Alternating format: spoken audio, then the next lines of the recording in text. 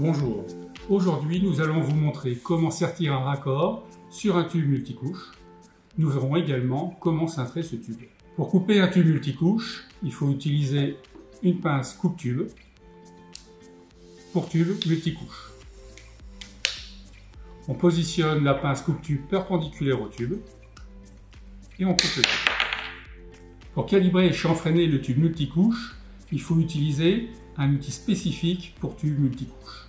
Calibrer, c'est rendre rond la section du tube. Le raccord entrera ainsi plus facilement dans le tube. Chanfreiner, c'est biseauter l'extrémité du tube. Les joints toriques du raccord seront alors préservés. Pour calibrer et chanfreiner, nous mettons notre insert sur une visseuse dévisseuse et nous insérons notre tube à l'intérieur de notre insert.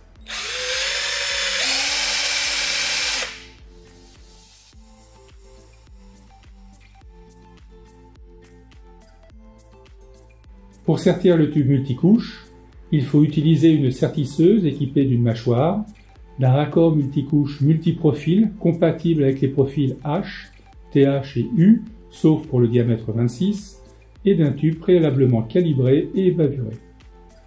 Pour la mise en place du raccord, le tube aura été préalablement chanfreiné et calibré, et nous insérons le tube dans le raccord. Nous avons ici une fenêtre de contrôle qui permet de vérifier que le tube est bien embuté au fond du raccord. Pour le sertissage, nous utilisons une sertisseuse équipée d'une mâchoire. À l'intérieur de la mâchoire, nous observons différentes rainures.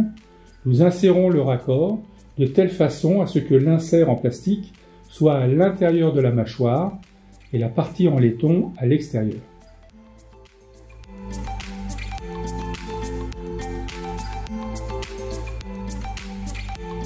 Le sertissage est terminé, le vérin revient dans sa position initiale et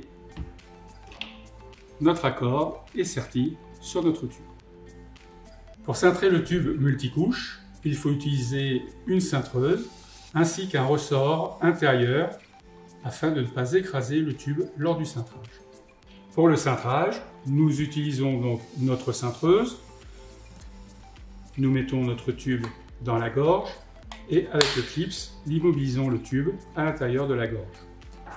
Nous prenons notre ressort, nous insérons à l'intérieur de notre tube et nous l'immobilisons en même temps que le tube. Il ne reste plus qu'à prendre la deuxième partie de la cintreuse et à cintrer tout l'ensemble. Nous enlevons le clips,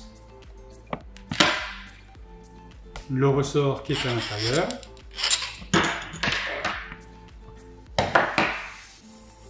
et notre tube a été cintré à 90 degrés et nous avons conservé l'épaisseur de notre tube, son intégrité est parfaite, par conséquent le débit également.